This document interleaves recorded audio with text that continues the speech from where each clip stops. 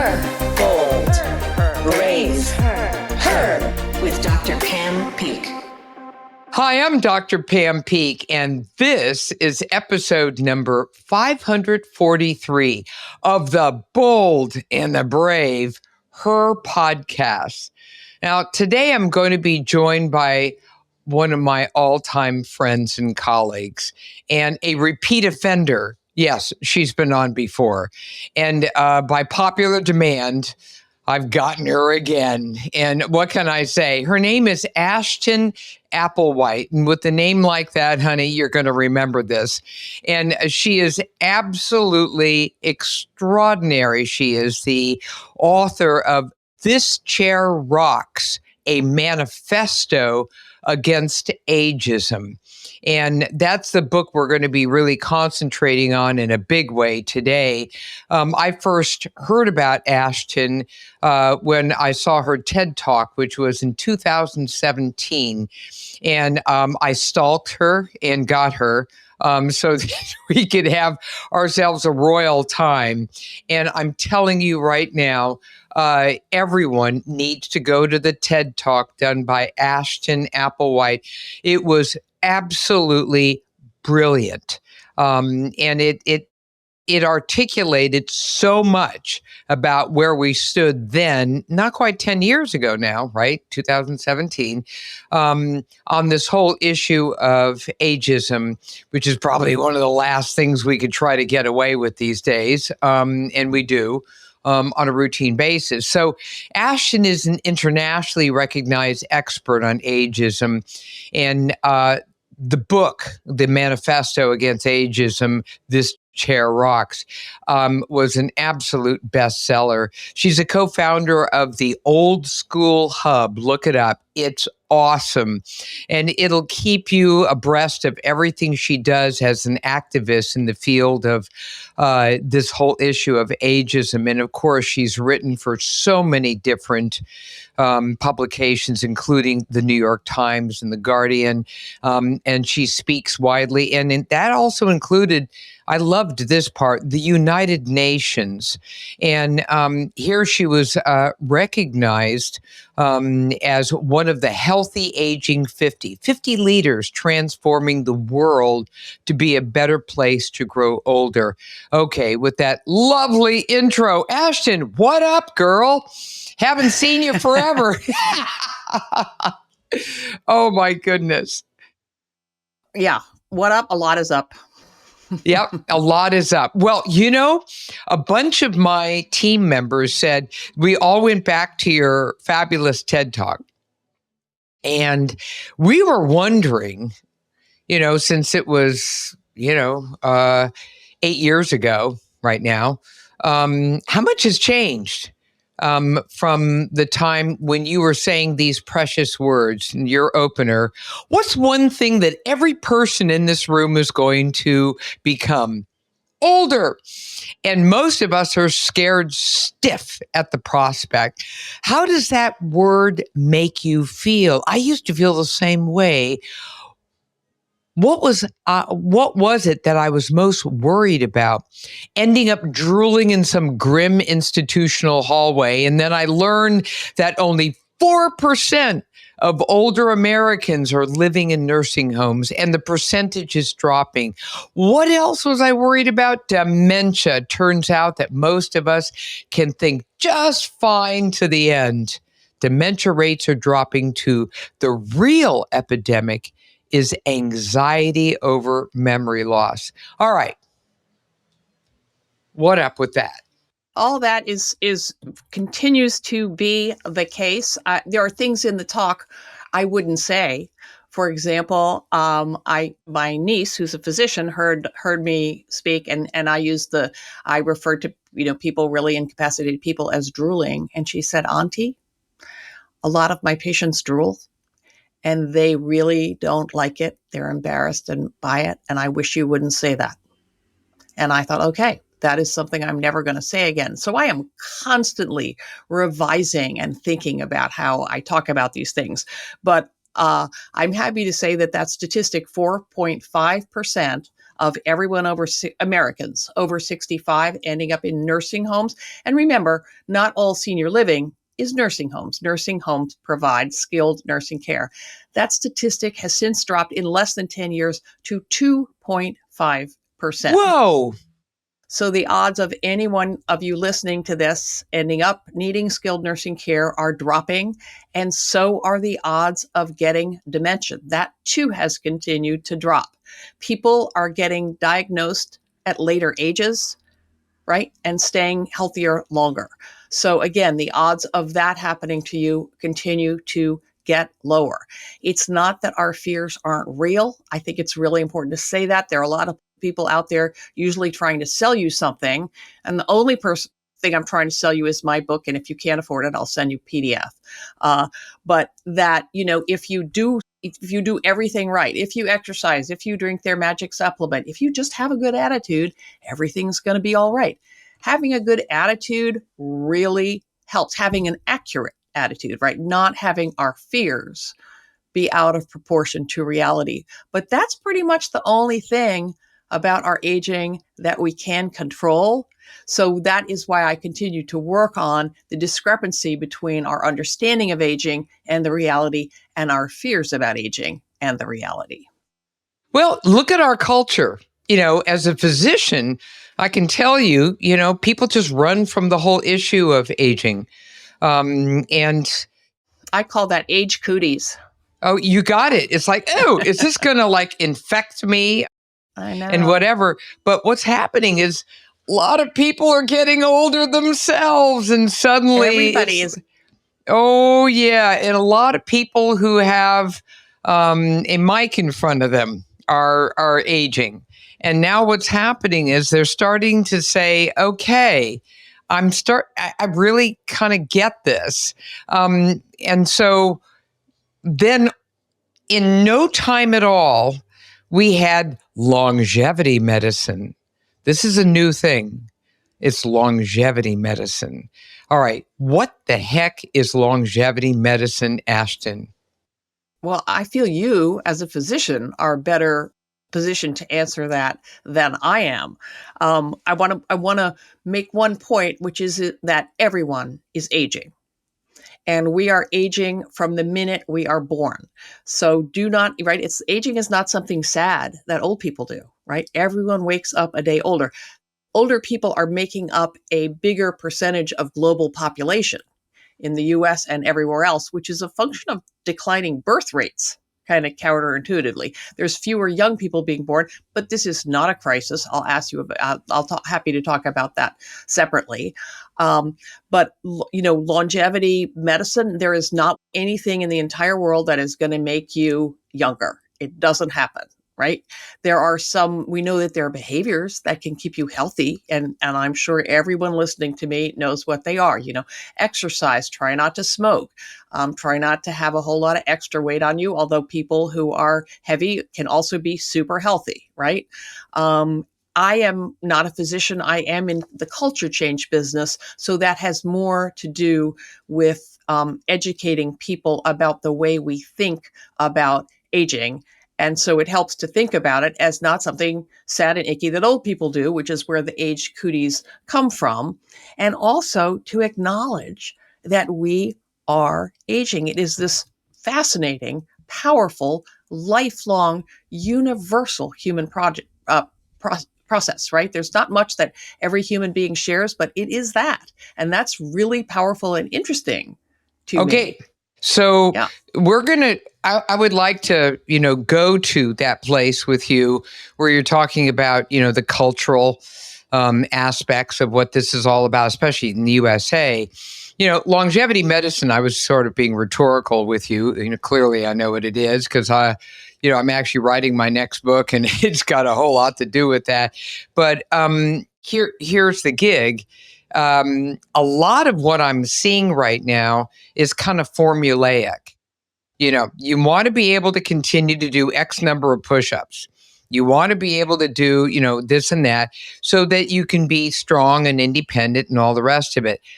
That's admirable. That's fantastic. Put together your own recipe of whatever's going to work for you uniquely. Find your A team and make it work, one way or the other. Okay. I love that. But we're missing the whole piece about how the mental attitude here, where people who, research now shows that you have a more positive attitude about the whole aging process, you do so much better. And I really wonder how one then can approach aging in a more healthful way mentally, right? Mentally and themselves, and then also surround themselves with people who are like kindred spirits, who are people who are really, developing the same kind of ethos and, are supporting one another throughout. This is why I love communities of people if it's Right. humanly That's a whole possible. nother really interesting subject. Oh I yeah, agree. yeah. I mean, I've watched what happened in Boston when they put together those little neighborhoods, and where Yeah, the villages movement. exactly, and it's kind of interesting how people are doing this. I'm looking at the epidemic of loneliness Young among people so are many. lonelier than older people. It is Exactly. not age. We think we imagine these little old people sadly looking the stock photo that bugs me is the ancient lady looking sadly through her lace curtain at the big world outside. Um, you know, I like to talk in terms of having a accurate understanding of aging rather than a positive attitude, because it's hard to be positive all the time, right? There is scary things. You are worried about getting sick, ending up alone, running out of money, and those are legitimate fears. I will tell you that when I started out on this, and it's now almost 20 years ago, as it's clear in my TED Talk, I started out with all these fears, many of which were baseless. So counterintuitively, the more you actually learn and know about aging, the less fear it holds, because you understand more facts.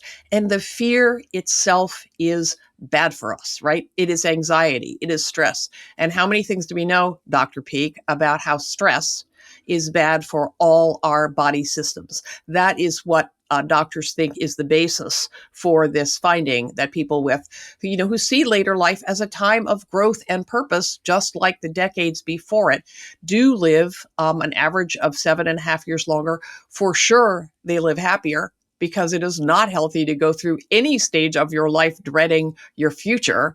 And also, our psychology changes as we get older. We get better at not sweating the small stuff. And that is a buffer, for example, against loss and all of that.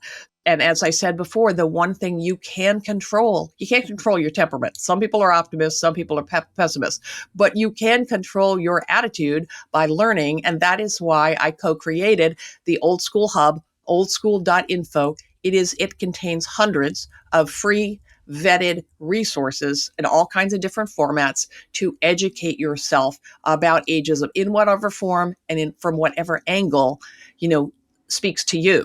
And the books are not free, but everything else is free. And we also hold a weekly open to anyone Zoom. Go to our events page where you can listen to people talk anything ageism related. Ask a question, bring up something you heard, something that happened to you, something you hope doesn't happen to you. And you'll find yourself in a community of sensible, well-informed people who can help, discuss it and place it in context. So I'm a realistic optimist. I would say I'm a realistic optimist. I'm the same when it comes to aging. Yeah, because I, especially as a physician, I know where this is going, and at the same time, I'm just naturally more optimistic. Not happy, wappy, silly, stupid. It's just, I just have that optimistic, edge to me, one way or the other. I think that's, people dread getting older, and then when they realize, like, oh shit, I'm actually older, and it's not so bad. And that there are all kinds of processes and ways in which aging enriches us and makes us more confident, especially women, right? Exactly. And I'm seeing more and more about this online. I never really saw about it before because, women, there's that word. Here it comes, Ashton. Women were invisible. Nobody wanted to see Well, them. it's invisibility is one of the toughest concepts. I think it is typically applied, and feel free to disagree with me, but in a heteronormative context and under patriarchy. Okay, those were two $50 words, but they are relevant.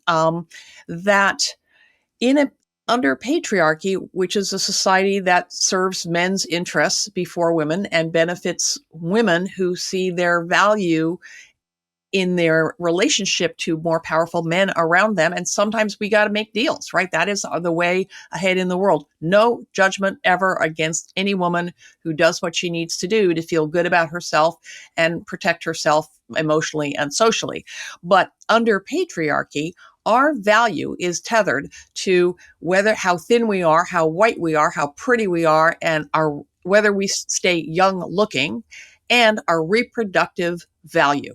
Right? We are here to make more babies. And menopause, the amount of new stuff around menopause is fantastic, but a lot of it is also expensive stuff that, it's medicalized, it's pathologized, like everything that has to do with our bodies. So I think the invisibility often means for women that they become invisible to men, the male gaze, right? And the most helpful thing I read about invisibility was just a one sentence comment by a writer named Grace Paley. Invisible to whom and on whose terms? And we are seeing a tremendous amount of women online and out in the world, Dr. Peak, I agree, who are saying, you know what? I am not buying those terms that degrade me and diminish me. I am full of whatever, of grit, of vigor, of good ideas, of whatever. And I am not shuffling quietly off stage. And if I can't find community and support in the men for whom I once looked for that, invisible to whom and on whose terms? I'm not invisible to the other women around me. I'm not invisible to the people who want to hear what I have to say and learn what I have to teach. Right. And so it is a shift, especially if when you were younger, you got a lot of your self-esteem from turning heads when you enter the room, because that does stop happening. But that is a very short window under capitalism. And I do believe that if we can look to see our value more broadly and not tether it to appearance, we have a really, really long, fascinating road ahead.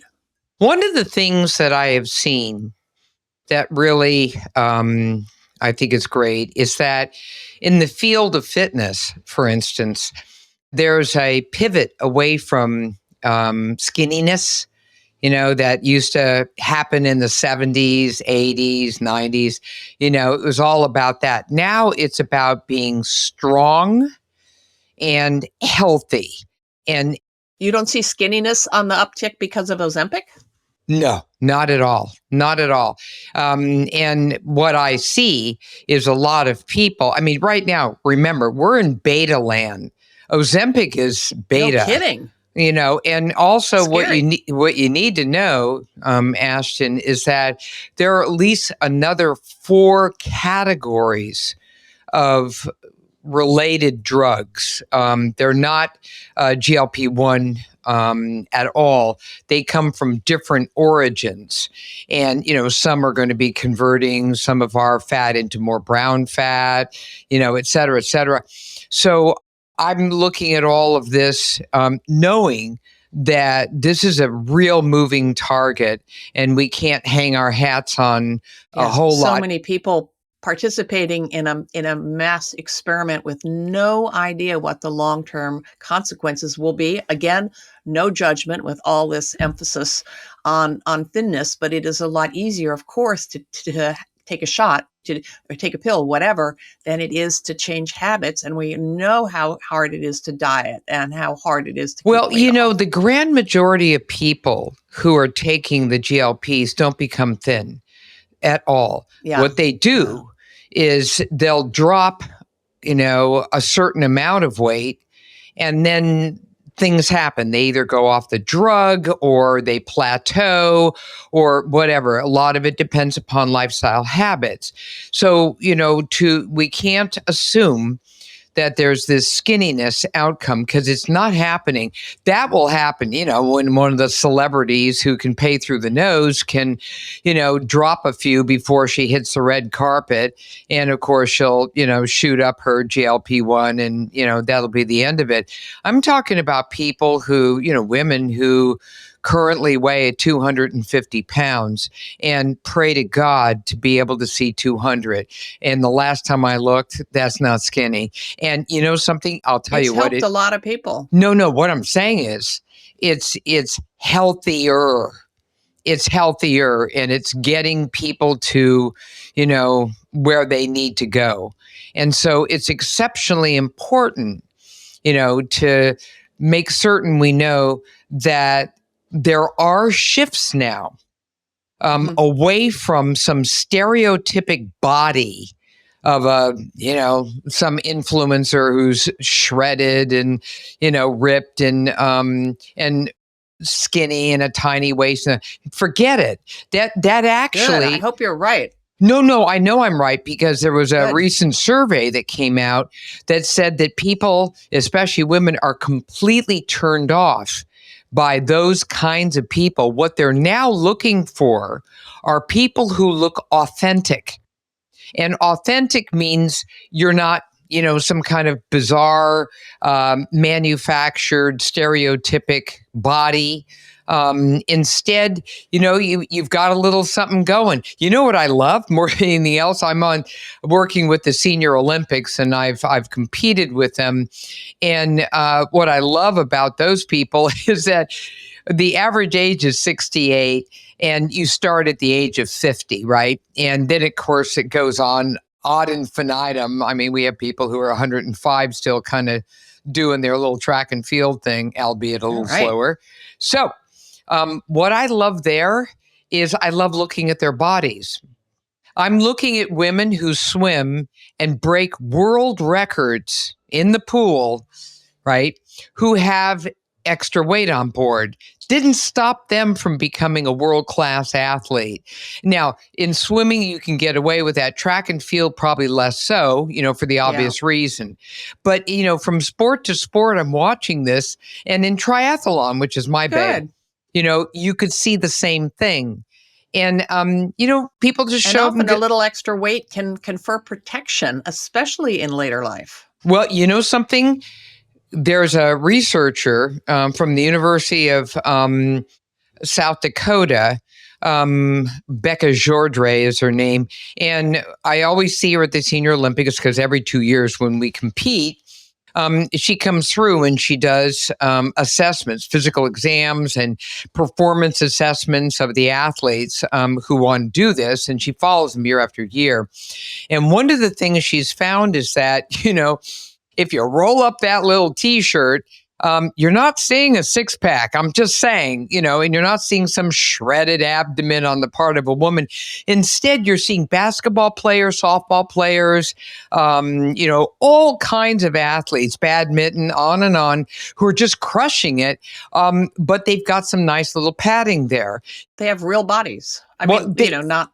It's authentic, and that's bodies why, like the rest of us. Well, that's why people are so excited about them. They're like, oh, real people. Who knew? It's so radical and back and forth. So, I think that's kind of a piece of where it goes. The other thing, too, is what does a healthy 80-year-old look like? Now, I'm just throwing it out there. Think about it for a second. Well, if I could put one fact about aging in every head in the world, it would be this. The longer we live, the more different from each other we become. Oh, wait a minute. That's a keeper. Yeah. I mean, every newborn is unique, right? But a whole bunch of 17-year-olds have way more in common developmentally, physically, socially than a bunch of 37-year-olds who are way more like each other than a bunch of 67-year-olds and so on out. So At the heart of ageism is stereotyping on the basis of age, and stereotyping is always divisive and ignorant, but it is especially so in the case of age. The older the person, the less their age tells you about them, what they look like, whether they can swim or sink, what they're interested in, etc. We become more different from each other, and it becomes less and less accurate to guess anything about someone on the basis of how old they happen to be. So I've never heard that before. I love this. So Yeah. where does that come from? We get older, so we look at people our own age. Once you're over the age of 60, say 70, whatever. So you must know this as a fitness expert. When you see a bunch of 70-year-olds, do they all look alike? Do they all, I mean random, not athletes. Do they all look alike? Do they all perform alike? No, of course not. No, right? Not at all. Any more than, 40-year-olds are different too. Think of a good exercise as a high school reunion, right? No one looks, it's a little, if you went to a small school and everyone's from a similar, region and socioeconomic status, you're going to have more homogeneity than if it's a giant, school with a lot of kids from all over the place. But still, as we age, we grow more different from each other. It's based in solid science, in biology, in sociology. The nerdy way to put it, which I bet your listeners will understand, is that the defining characteristic of late life is heterogeneity, the opposite being different from each other. And what's interesting? I'm just reflecting on this as you're talking. And that is that, when you're younger, you want to be like everyone else. Okay, you want to have the same hairstyle. And the pressures to conform are much greater. That's what's so liberating about getting older, especially for women. Now I get it. So now what you're really saying is that, when you're younger and you're insecure and you're trying to develop a sense of self and confidence and worth and all the rest of it, you really you're driven to look at people around you and say, how are they doing? And should I look like them? And then when you conform, there's a false sense of security when you conform. And so it's kind of interesting. But then as you get older, what I notice is and of course we have literature that supports this, after the age of 50, you're like, you got a problem with me? Leave. There's the exit sign, honey. Would you say that if you were 16? We compare ourselves to people lifelong. My grandmother used to say, and I thought she made it up, and I've discovered that she didn't. Comparisons are odious. And it's a really good maxim because, if you have your kids and you compare them, you compare your kids to the other kids in the grade, that way lies madness, lies insecurity. We all do it. As animals, as we have these sort of tribal instincts to see who's like us. In the business world, it's referred to as culture fit.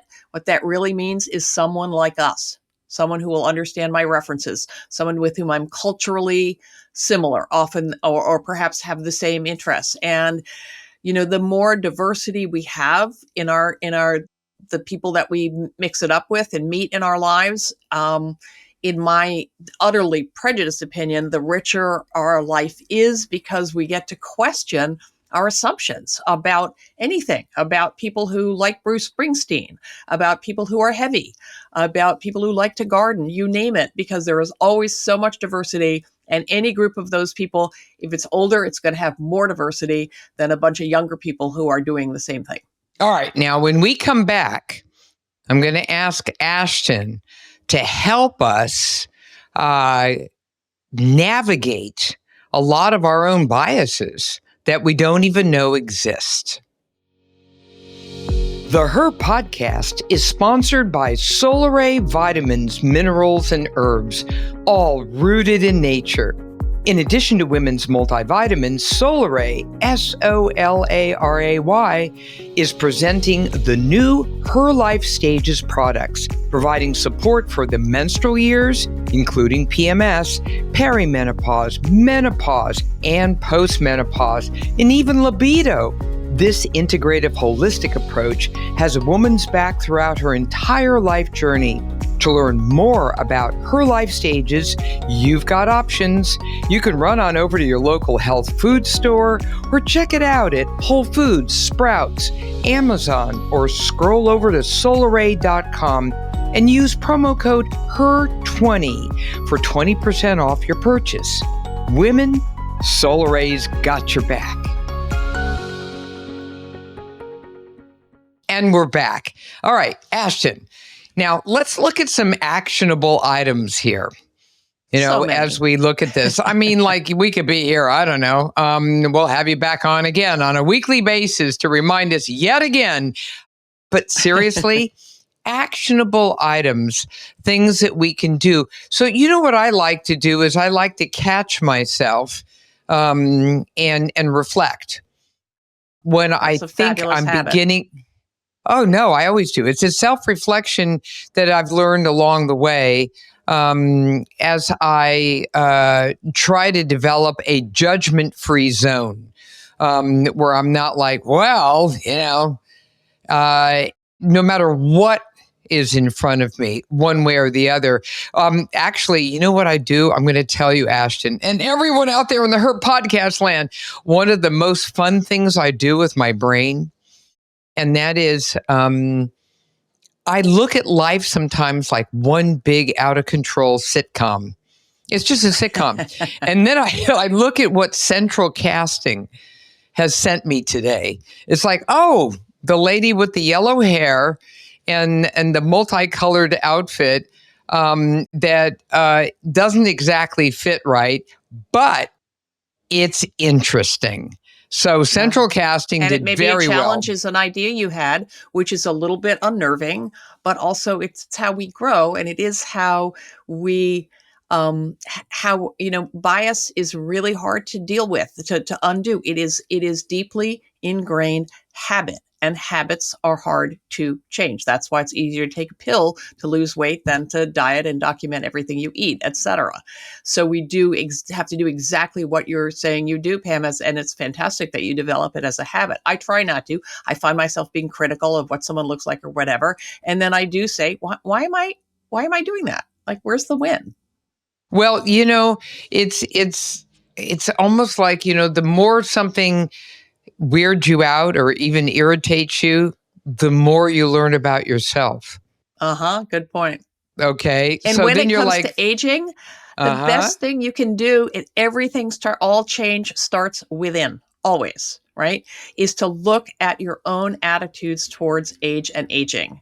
And think, if you are afraid of something, worried about something, think about like where the negative messages come from, right? And what's the purpose? And the odds are really good it is to make you buy something or to divide you, to make you compare yourself to other people your age or to another generation. Those lazy, millennials, those greedy boomers.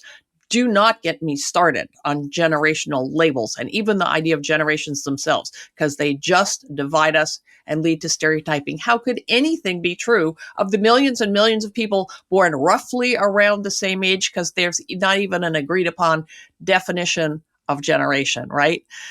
Nothing's easy when it comes to changing habits and challenge bias, but here's a way into that. Think about how you use the words old and young. Do you say, I'm too old for that? We all do. P.S. We all do. No judgment. Well, you're never too old for it because there are other people your age doing the same thing, who can do it faster, who can't do it at all, etc. You might be too lazy. You might be out of town. You might have done it yesterday, but it is never, ever about age. Well, I have to reflect on a story, Ashton. I think you're going to like, and this is actually something in my new book. So here it comes. So when I began the triathlon, why did I do that? Because I got bored with marathon. It's like, seriously, No, we're not doing this anymore. So I finished that little Hummer, and then I went right over to triathlon. It's really good for people who have attention deficit issues, especially because if the swim doesn't work, you got biking. If the biking gets boring, you got the running. So, it's sort of a joke among all the triathletes. So there I was, and I was brand new, newly minted. and I didn't know much of anything about anything. So I trained, and I had a great little coach and everything. And then there I was for my very first sprint triathlon. Right. So that's the lowest level on the triathlon, Thank you. Ironman being. I have never even considered going anywhere near a triathlon, so you need to treat me as a beginner. So here I am, and you have to learn all the things. You have to rack your bike, and you have to set up a little transition zone as you kind of transition from one sport to the other, and on and on. So I'm busily doing that next to two absolutely precious 21-year-old young women. And they're in college. They're just finishing their seniors, and they're all excited. It's their first sprint triathlon. They can't even handle it. They're so excited. And so we were all just sort of talking and laughing and having a great time. And then all of a sudden, the loudspeaker, happened. And he goes, "Would everyone who hasn't been inked please get inked?" And I'm like, "Who's inking? What's happening?" And they go, "Oh, you have to have your number put on your arm." And I'm like, "Oh, yeah, that's right. I'm new at this. What the hell do I know?" So I showed up for the inking dude, and he puts my number on my arm, right, which is good. And then he starts scrawling on my calf, the back of my calf. And I'm like, "What the hell are you doing back Where there?" I can't see it. Yeah, like I can't. What up? And he said, "Oh, that's your age." Huh. And so I said, "Oh, that's interesting." See, in marathon, when you line up for marathon, you do it by speed. So I'm a mid-packer. That makes more sense to me. So that would be the way it is. But in triathlon, I don't like this part of the story. Yeah, in triathlon, it's all done by age for a boatload of reasons. Part of it is the fact that I'm just sort of throwing it out there. You don't want a bunch of 17-year-olds smacking you in the face in the water. They tend to be fairly aggressive out there. You want it to be a little bit more controlled, but it is what it is. And then the other piece is safety. The water is the most dangerous, and so they have boats out there, and they'll watch for the color of your cap, and they will also, be very on the alert. For people as they're getting a little older, because many of them may not be as strong. We don't know. Some are very strong, Right. but you never know. Anyway, so I'm out there, and I got inked, and I went back to my transition place where the 21-year-olds were finishing up their bike racking and the rest of it.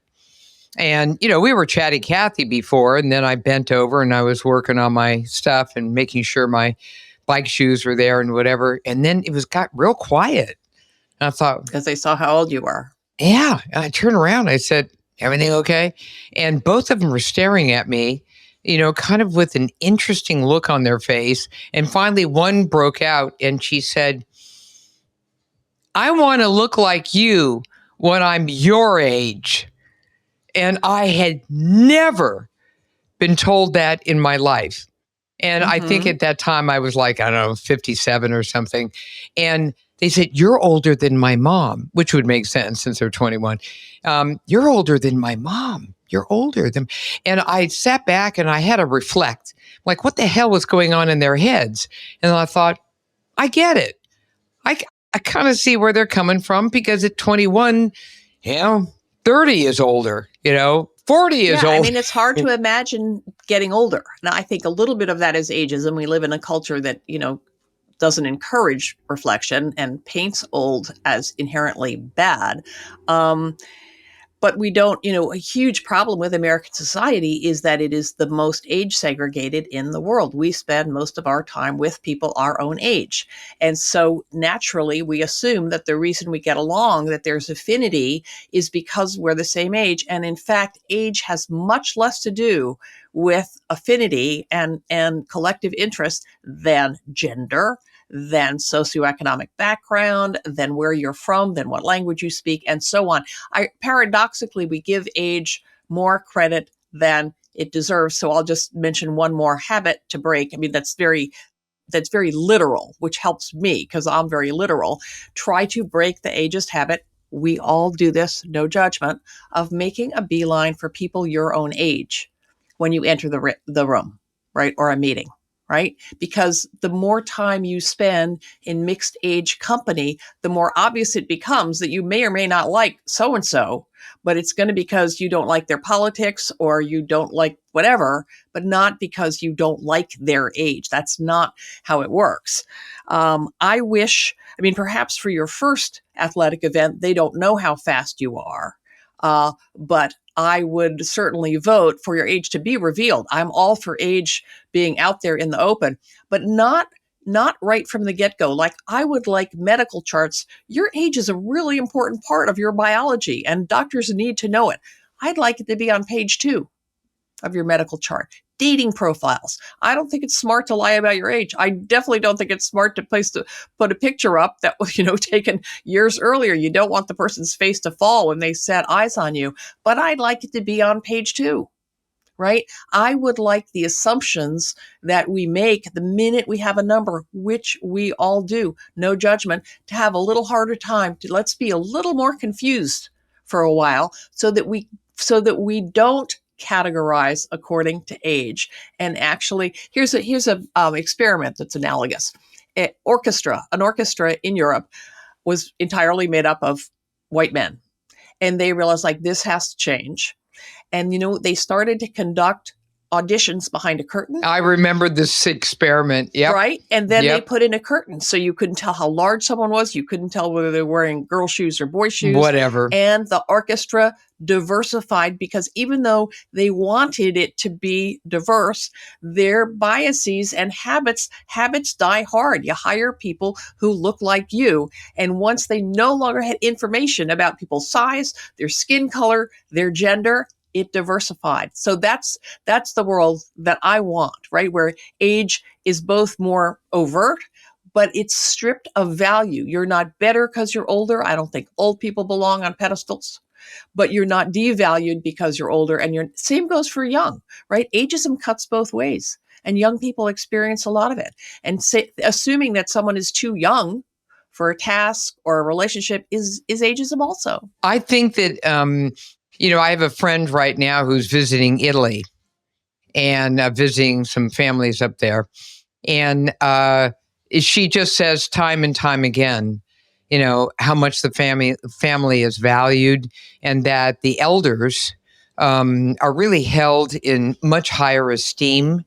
And you can see this when you have the multi-generational families and the value that's placed on making certain that an elder, whether it's a grandmother, grandfather, aunt, uncle. Yeah, it's respected. It's just beautiful respect. And then at the same time, I pivot over to Japan, where things are really changing there. They have such a large population of aged, and the kids aren't really showing up. And many of these people are living in pretty much abject loneliness. And that breaks my heart. So, I also look at this whole issue of the family.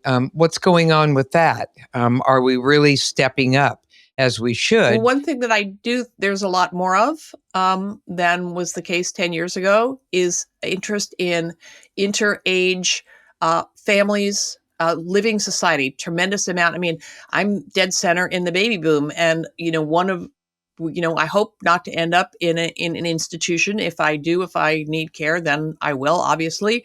But I would like to live surrounded by people of all ages. And I've thought, like, is that ageist? My partner and I mean, I'm 73, he's 79. And we went and looked at a couple of adult, residences, senior living stuff.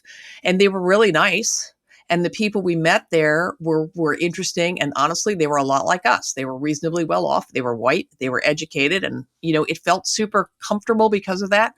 But I personally don't want to spend the last decades of my life surrounded by old white people, because I want to break my legs stumbling over a tricycle. I want to be woken up by, weird music in the middle of the night. I mean, I'm exaggerating, but I want to be challenged. Like you're saying, Pam, you are looking for new ideas and always questioning the way you think about things.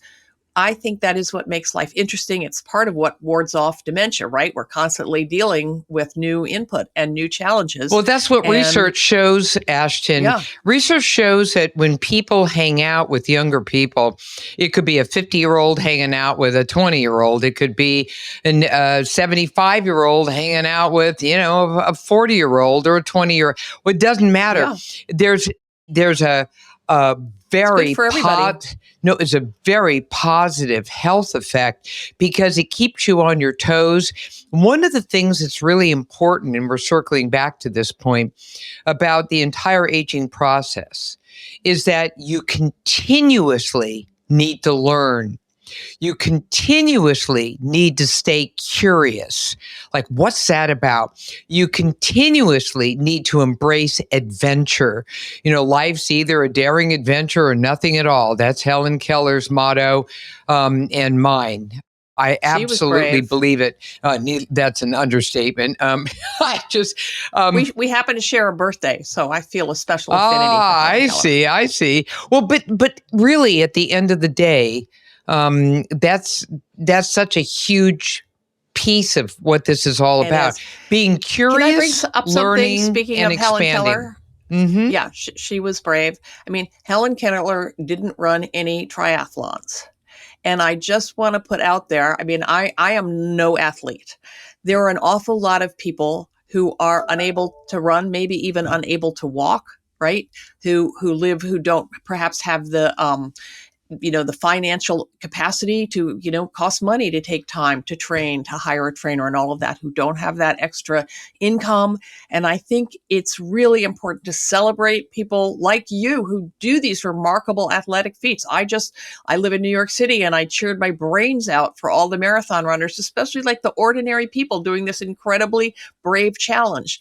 But it's just as important to realize that those people are outliers. They set a marvelous example for people who aspire to that, but it's really important to recognize that most of us are in the messy middle, and that even people with chronic illnesses, even people who can't even leave the house, lead lives with meaning and value if they have social connection, right? If they have something that gives their life meaning.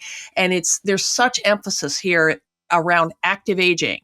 And it is great to be as active as you can, but don't beat yourself up if you are not an athlete, right? Remember that the proverbial skydiving octogenarian, she is an outlier. You don't have to jump out of a plane. Well, I want to clarify the fact that, I do what I do, but the grand majority of people clearly don't do that. What I always say is that there's a basic foundational level of use of your body that affects your mind tremendously. And you simply do what you can and go out of your way to try to get up and celebrate the fact that your body can do whatever it can do. I love that you put "if you can." We need to stay as healthy as we can, as active as we can, and get rid of the idea that there's a binary. You don't go from independent to dependent, from mobile to immobile. We're all on a spectrum, and the idea is to challenge yourself as much as you can. And it's and cut all yourself some relative slack. to who you all relative. are. It's It's all relative. relative to who you are. And this is why, the grand majority of people, the mass majority of people, are just doing the best they can. And they're making do. They're finding workarounds, and they're kind of trying to hack their own system. Figure it out. If one leg isn't working that well, the rest of my body is. What can I do? But, at the very basis of aging, foundationally, is a mental attitude of meaning and purpose in life. If you have whatever it may be that gives you meaning and purpose in life, that's why you get up in the morning. No meaning. And that's why I do the work that I do, because what is the biggest force in the world telling you that as you age, you are worth less, especially as a woman? And it's very, very hard not to let that corrode your sense of your own value, right? So, but we can change the way we feel. And again, please go to oldschool.info or my website, thischairrocks.com. I work really hard to make my thoughts available to the public for free, and just noodle around. I guarantee it will make you feel differently about the years ahead. I love it. And I just want to leave it with, the fact that, again, I would say that Ashton and I are both realistic optimists, meaning that we live in the real time, the real world. We're mindful of that. And at the same time, we've got that little tinge of optimism, and I can see that all over your work, Ashton. I am an optimist. You asked what was different since the TED Talk, and honestly, the fundamentals of that, everything I said then is as relevant today as it was, minus the line about drooling. And there's a few others I would tweak. But since then, there is so much more awareness of ageism, right? No one says, what's that anymore, right? And that is huge, because you've got to be, so much bias is unconscious, and ageism has not bleeped onto our radar yet as much as sexism and racism. And I don't ever want to compare them. They all matter. Right? And we are not going to get rid of ageism without undermining these other forms of stereotyping and discrimination, because they all intersect and reinforce each other. But we are much, much, much more aware of ageism, and you can't fight something you're not aware of. So that is the thing. You're right. I am optimistic, because I really do see culture change. When I ask people, what would you think of as criteria for diversity? What makes, and people say, well, typically, race and gender, and maybe socioeconomic background. Right. And if they don't say age, they're starting to say age. If I say, what about age? No one says that's a dumb idea. They say, why didn't I think of that? Well, that's because it's the level of awareness. I see this also paralleling what's happening in women's health. So now we say the M word. We say menstrual. Who knew? We say menopause. Well, perimenopause, starting with the age of 40. So we're now thinking way earlier than when menopause hits, and then postmenopause, given the fact that you're going to, the postmenopausal period is huge. It's like decades. And I strongly recommend it, ladies. Yeah, I know. Seriously, it's nice on the other side, but it's just one of those situations where I just want everyone to know that this is an evolving issue and movement. And Ashton Applewhite. Well, Ashton Applewhite is one of the great leaders and activists in this field. And thank heavens for all of your activism and work, and bringing together communities, and having your retreats, and all the rest of the great stuff you could learn about when you go to learn about what was that website hub? The Old School Hub, oldschool.info, and my personal website, thischairrocks.com. Absolutely. And your mind will be blown, and you will learn so much. And I don't care how old you are, be curious and go ahead and run on over to those websites. I dare you. Ashton, I can't thank you enough for being on the Herb podcast. I want everyone out there to Google Ashton Applewhite TED Talk and just listen to it. It is absolutely, positively brilliant. And only 11 minutes long. And 11 minutes long, because I've done my TED Talks, and they're quite strict. They're like, okay, the cane comes out at. But at the end of the day, listen to it. It's beautiful. It's fabulous. She'll have you smiling and laughing at the same time. Your mind will be blown. So the TED Talk, as well as the book, This Chair Rocks, a Manifesto Against Ageism, and then the websites. And this will all be up, of course, when we go live, and you can look at all of the social media handles as well. So Ashton, thank you. And you are a repeat offender, so of course I'm going to have you back again and again, okay? Thank you, Pam. I'd love it. Okay, and that was a promise, not a threat, but it could be a threat too. And I want to thank my sponsors, Solar Vitamins, Minerals, and Herbs Rooted in Nature, and the new Her Life Stages products. I want you to scope them out, since we've been talking about aging, at Solaray, SOLARAY.com. And take a moment to leave us a review, because we love your feedback, just saying, okay? This has been a production of Podcast Health. And I got a little something to share with you. You know, your time in this world may be limited, but the things that you can do with that time are not. So carpe diem, seize the day, everyone out there. Thanks for listening.